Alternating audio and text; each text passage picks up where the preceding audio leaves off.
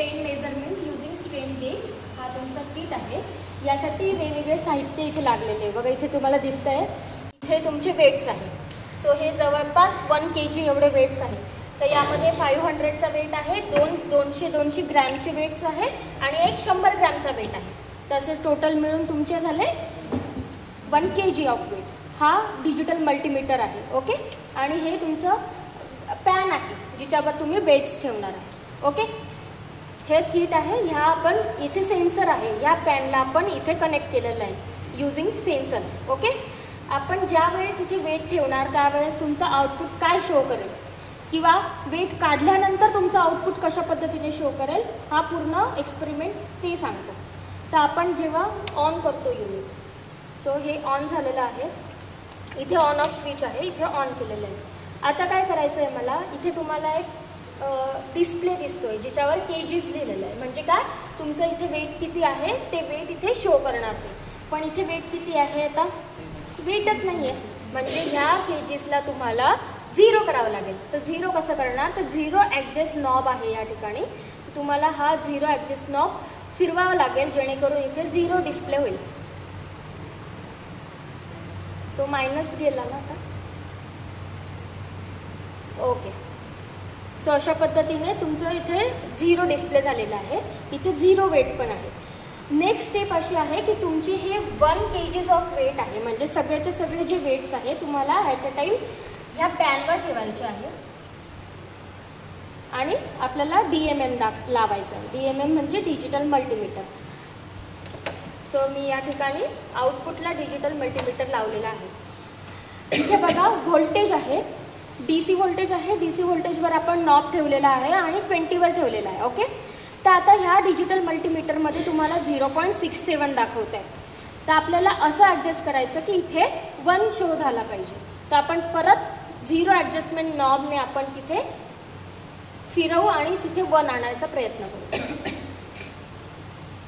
हे आपण काय करतो आहे, कॅलिब्रेशन करतो आहे.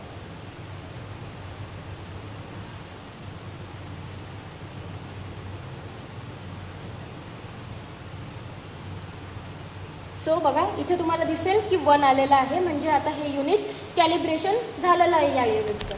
नेक्स्ट स्टेप आहे की पूर्णचे पूर्ण जे वेट्स आहे ते आपल्याला रिमूव्ह करायचे पॅनमधून. सो मी हे पॅनमधून रिमूव्ह केले. आता बघायचं आहे की तुमचं इथे 0 दाखवतं आहे का. 0 तर नाही दाखवत आहे, म्हणजे आपल्याला परत 0 ॲडजस्टमेंट करावी लागेल. तर त्यासाठी मी परत नॉबला फिरवणार आणि 0वर आणणार.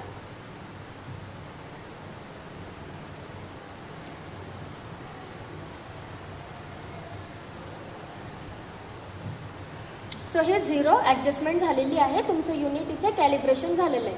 आता आपल्याला रीडिंगकडे जायचं आहे. रीडिंग कशा घेणार, जेव्हा तुम्ही स्टेप बाय स्टेप वेट तिथे पुटअप करताय त्यावेळेस तुमचं आउटपुट व्होल्टेज काय असणार आहे ते DMMवर चेक करायचं. अशा पद्धतीने वेट ठेवायचे. सगळे वेट ठेवून झाल्यानंतर एक एक वेट रिमूव्ह पण करायचं. रिमूव्ह प्रत्येक स्टेपला एक एक वेट रिमूव्ह केल्यानंतर तुमचे रीडिंग्स परत नोट डाऊन करायचं आणि त्याचा ग्राफ काढायचा असतो. तर आपण बघू की सर्वात अगोदर मी सर्वात लहान असा वेट म्हणजे 100 ग्रॅम्स ऑफ वेट इथे ठेवला. तर माझं रीडिंग काय आलं, 0.06 व्होल्ट. आता नेक्स्ट जेव्हा मी वेट ह्यामध्ये ठेवणार आहे त्यावेळेस हे रीडिंग वर जातं म्हणजे इन्क्रीज होतं की डिक्रीज होतं ते आपल्याला बघायचं आहे. सो नेक्स्ट वेट आहे माझा 200 ग्रॅम्स ऑफ वेट. तर 200 ग्रॅम्स ऑफ वेट ॲडिशनल मी याच्यामध्ये टाकलेलं आहे. Total weight becomes 300 grams. Okay. At the time the output voltage is 0.20. पहिले काय होतं 0.06 होता. म्हणजे आपल्याला इथे एक इन्क्रीजिंग ग्राफ बघायला मिळतो.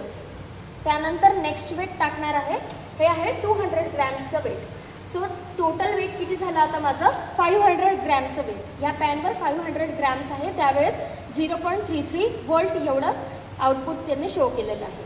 त्यानंतर आता लास्ट वेट आहे माझं 500चं वेट. तर मी जेव्हा 500 वेट या ठिकाणी टाकणार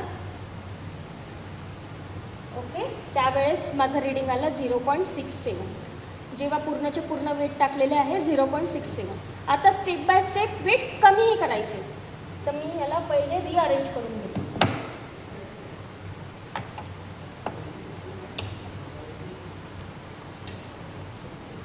तर हे पूर्ण 1 kgचं वेट आहे आणि याला आता आपण स्टेप बाय स्टेप रिमूव्ह करायचे. आता सर्वात अगोदर लेस्ट वेट म्हणजे 100 ग्रॅम.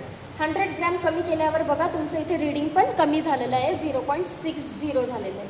त्यानंतर आपण 200 ग्रॅमचं वेट कमी केलं, again reading become decreasing, so it become 0.47. Now remove 200 grams of weight and it becomes 0.34 volt as output. आणि नेक्स्ट 500 ग्रॅमचं वेट म्हणजे तुमचं पूर्ण एम्प्टी झालेलं आहे आणि त्यावेळेस तुमचं रीडिंग आलेलं आहे 0. म्हणजे इथे तुम्हाला 2 गोष्टी दिसत आहेत की वेट कमी केलं तुमचं रीडिंग कमी होतं.